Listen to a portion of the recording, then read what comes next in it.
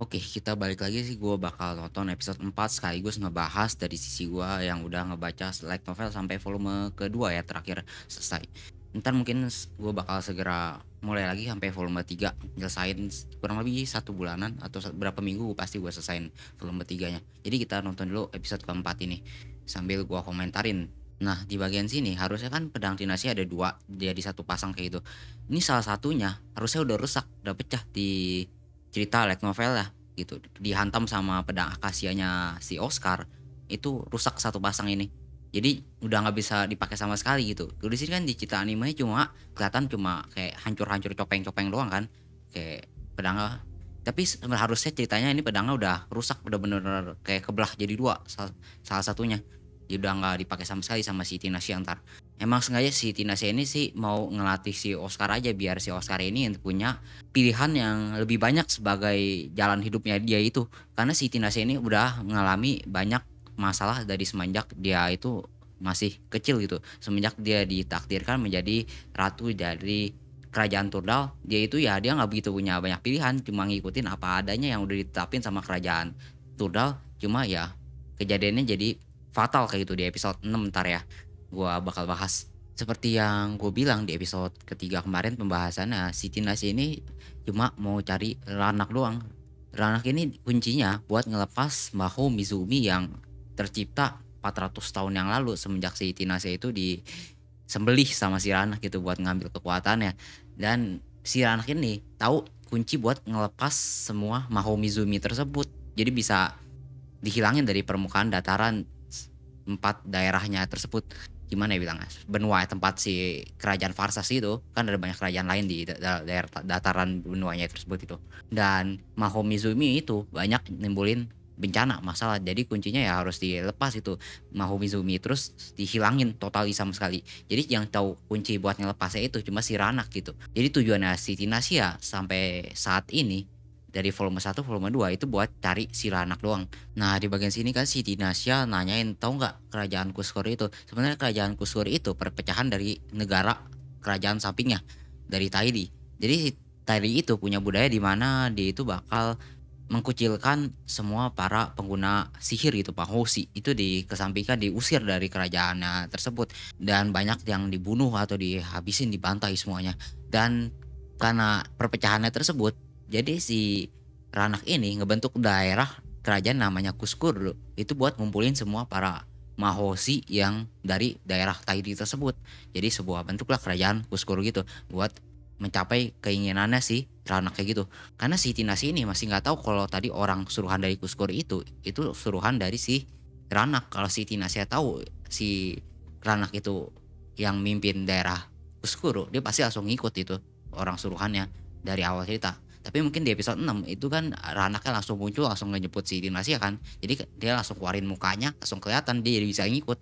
Karena ada si Tinashe ini punya tujuan ya seperti yang tadi gue bilangin, pengen ngelepas semua daerah Mahomizumi, pengen diselesain gitu.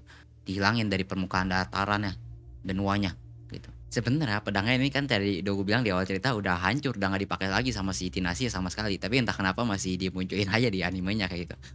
Dia light novel udah nggak dipakai sama sekali.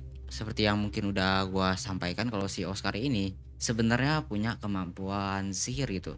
Cuma ya karena dia pengguna pedang akasia, jadi semua kemampuan sihir itu seakan hilang gitu sama sekali. Jadi terbuyarkan sama pedang akasia tersebut karena unsur pedang akasia ini dia itu bikin kemampuan mana sihirnya itu jadi buyar gitu dari setiap orang yang bersentuhan dengan pedangnya tersebut gitu. Sebenarnya pedang akasia ini punya satu pasangan, ada satu pasang kayak semacam gelang gitu. Ntar mungkin di episode selanjutnya itu bakal dipakein ke si Tinashe. Jadi si Tinashe ini gak bisa ngeluarin sihir lagi sama sekali, jadi pecah-pecah kemana-mana gitu. Sebenarnya di titik poin episode menit ke ini harusnya si Oscar ini udah jadi orang yang paling kuat di semua dataran, termasuk dia ini bisa seharusnya ngalahin si Tinashe dengan mudah sehingga ntar ke depannya sudah Ranak itu diselesain misinya, Ranak itu udah dibunuh, si Oscar dan Tinashe ini menjadi kombi pasangan yang paling kuat di seluruh datarannya itu. Sampai entar diincer sama apa itu namanya? Siapa itu namanya? Oh iya, Yobare Nunumajo. Diincer sama Yobare Nunumajo. Jadi Majo yang rambutnya oren-oren semua lah, kayaknya penyihir yang tak terpanggil gitu. Nah, seperti yang dikatakan di sini, si Tinashe ini kan masih belum tahu kalau sebenarnya beranak yang mimpin daerah Kusukuru tersebut ya. Karena daerah Kusukuru tersebut itu yang ngumpulin semua penyihir yang diasingkan sama daerah Tairi. Nah, di bagian kejadian ini sebenarnya gue yakin punya makna tersembunyi gitu, soalnya di penulisan light novelnya juga ada ciri khasnya kayak gitu. Di mana si Tinashe ini pecahin tutup dari tempat gulanya ini. Jadi ditanyakan, apakah nggak bisa dimundurin waktunya, dibenerin gitu. Sebenarnya nggak bisa karena ya udah yang udah terjadi ya udah terjadi aja seperti itu. Jadi kita nggak bisa ngelawan nasib takdir yang emang apa yang udah sebenarnya seharusnya terjadi gitu. Jadi kita cuma bisa menyelesaikan, mengupayakan yang terbaik, tapi kita nasib itu emang nggak ada yang tahu, nggak ada yang bisa mengubah sama sekali gitu. Kedepannya bakal terjadi seperti apa ya nggak ada yang tahu sama sekali. Kurang lebih ya berdasarkan penangkapan gue dari yang udah ngebaca light novel ya kayak gitu maksudnya. Nah, seperti yang dikatakan walaupun lu bisa menghentikan waktu, lu nggak bisa ngebalikin lagi ke bentuk semulanya gitu.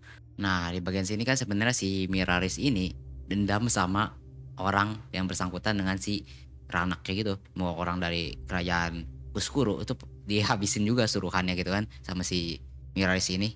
Jadi tujuan si Miraris datang ke kerajaan, menurut dugaan gue sih sebenarnya harusnya dia itu buat incer si Tinasia gitu.